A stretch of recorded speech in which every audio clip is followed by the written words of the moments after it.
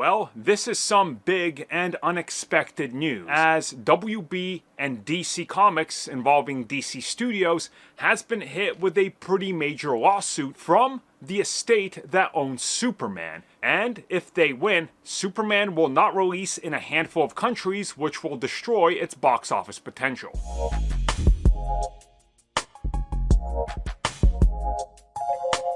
Let me just say right out the gate before we get into it, you've probably seen the runtime of this video. Yes, it's a bit of a longer video, but we got a lot to cover here.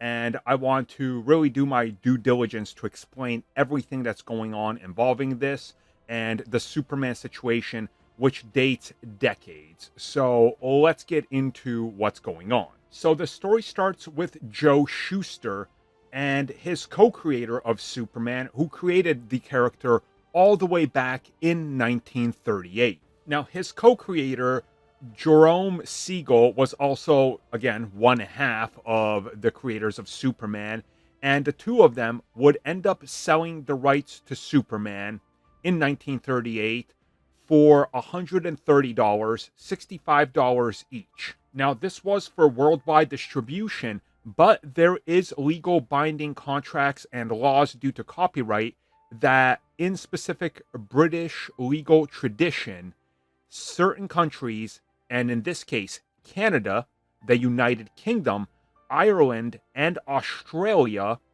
can terminate certain copyrights and contracts due to an author's death 25 years after he has passed. Now, these specific locations I just mentioned are the ones in question.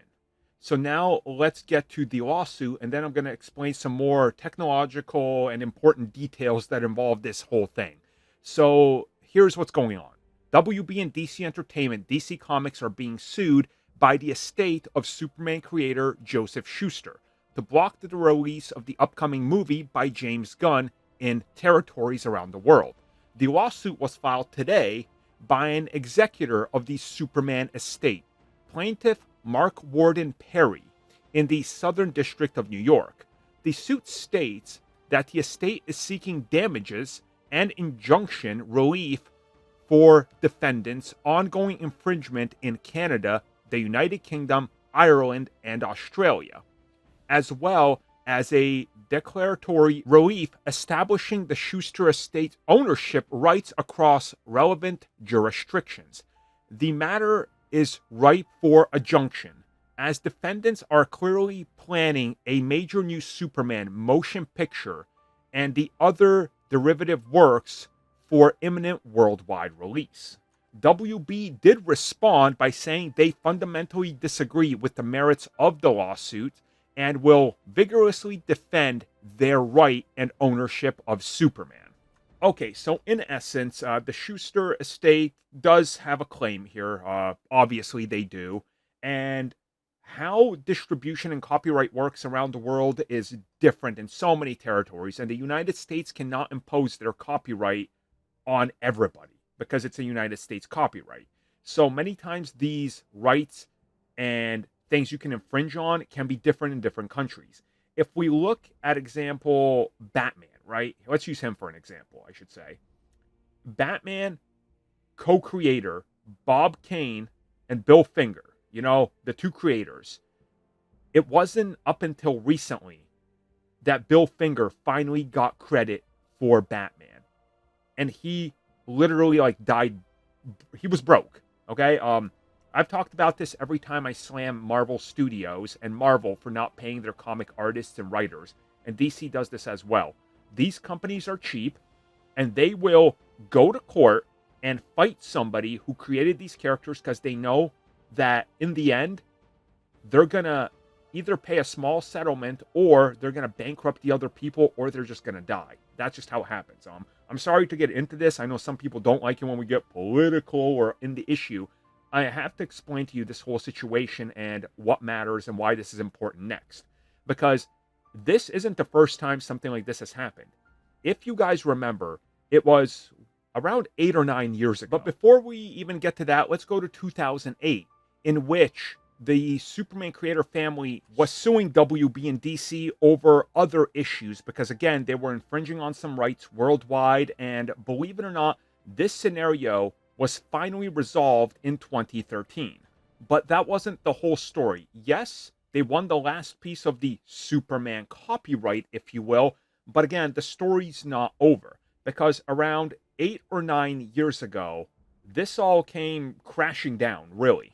Do you guys remember when the rights to Superman were again being disputed and WB admitted that there was problems, and then we heard comic book writers and artists go on public record stating WB has a contingency plan. If they were to suddenly pull Superman out of the comics and have to lose the character, they literally had a crisis built in where they would kick Superman out and had a substitute character because they were on the verge of losing Superman. But again, they regained elements of the rights and were able to extend it. And what's happening now is that due to these laws internationally in specific locations, again, WB does not have everything locked down. This is sort of like how we talked about the Namor scenario for Marvel. The character dates all the way back to Timely Comics, and the character rights went to about 5 different places, which is why it was so hard to lock the character down, and it's a miracle he's even in the MCU. But again, they can't mention Atlantis. They can't do this. He can't be related to this character. They can't do this with him. He can't mention these things. He's supposed to be like this. He's got to be reinvented. Superman was in that same boat. And what's happening now is that if you look at the Superman rights and what's going on and what they're trying to do with this is not the complete story that we're hearing. So more or less, a lot of these descendants of people like Stan Lee and Schuster and such, they get pretty terrible royalties. Now, I know some people are going to argue in the comments, well, they shouldn't get any. They didn't create it. Well, okay, but have that same feeling for Nepo babies, you know? Like, no matter what David Zaslav does, his kids are just going to automatically be rich and take over a studio and be guaranteed a golden parachute no matter what they do, you know? And a lot of these estates will try because they want, one, to continue to get some of the money that their father or grandfather or whoever originally came up with the concepts and characters and continued to write and were ripped off and or buried with creator credit. Again, enter Batman and Bill Finger. It's not fair that he made nothing off of Batman for so many years. He died never knowing if he was ever going to get credit for Batman. You know, that's bad. And in Marvel's scenario, there's, of course, Kirby, you know, Jack Kirby. It's a problem that the industry has. And if this thing lands, and lands hard, and they don't just give in, and I assume they might make a settlement to try to just settle this out of court. If they don't, it's going to be interesting because they will not be able to release this film in those territories, especially if it's an ongoing battle if they don't settle it. And there is a real possibility this could drag on like the 2008 lawsuit all the way till 2013. And with Superman's public domain coming up, it's going to get real tricky, and WB is going to be trying to lock down everything Superman. And we know they can't. Because look at what happened with Steamboat Willie and Mickey Mouse and Winnie the Pooh. And yeah, people celebrate when it's Disney characters, but people are already upset it's going to happen to Superman and Bugs Bunny because, again, it's fine if it happens to Disney, not to anybody else. And I'm not taking sides here. I'm just pointing out what people are arguing, which is the same thing. You can't be a fan of one doing it, but not the other. So we'll see what happens, but this is going to be an interesting case to follow. Thank you for checking out that video, and thank you for your continued support. Feel free to like, share, subscribe, do whatever you will. And if you're so inclined and would like some additional content from us, which includes unfiltered content and bonus discussions, we do offer exclusively in our member section. We hope to see you there. So thank you for watching, and have a good one.